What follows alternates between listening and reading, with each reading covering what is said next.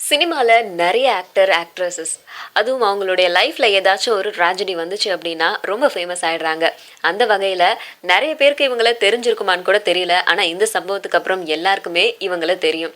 நடிகை ஷர்மிளா. ரீசெண்டா இவங்க "இவன் வேற மாதிரி" அப்படிங்கிற படத்துல கதாநாயகியோட அம்மாவா நடிச்சிருப்பாங்க. அதே ஷர்மிளா தான். இவங்க கிட்டத்தட்ட ஒரு 52 படங்கள் நடிச்சிருக்காங்க. நடிகர் பிரசாந்த், நெப்போலியன் இந்த மாதிரி ஆக்டர் கூடலாம் கதாநாயகியாவும் நடிச்சிருக்காங்களாம். இவங்களுக்கு என்ன பிரச்சனை இப்போ அப்படின்னா, இவங்களும் இவங்களுடைய கணவரும் வந்து தனித்தனியா பிரிஞ்சு வாழ்ந்துட்டு இருக்காங்க. இவங்க 2 பேருக்குள்ளார கருத்து மோதல்கள் எதுவுமே இல்ல.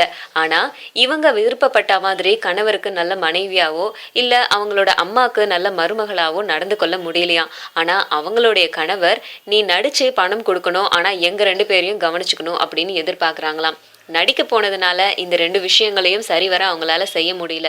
இவங்களுக்கு 5 வயசுல ஒரு குழந்தையும் இருக்கானாம். 1வது வகுப்பு படிச்சிட்டு இருக்கானாம்.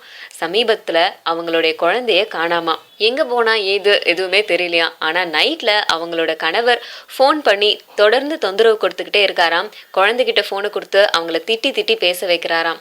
இந்த மாதிரி ஏகப்பட்ட பிரச்சனைகள் கொடுத்துட்டு இருக்க அவர்கிட்ட இருந்து குழந்தைய மீட்டு தரணும் அப்படின்னும், அவர்கிட்ட இருந்து எனக்கு விடுதலை வாங்கி தரணும் அப்படின்னும் சென்னை கமிஷனர் ஆபீஸ்ல இவங்க புகார் கொடுத்திருக்காங்க.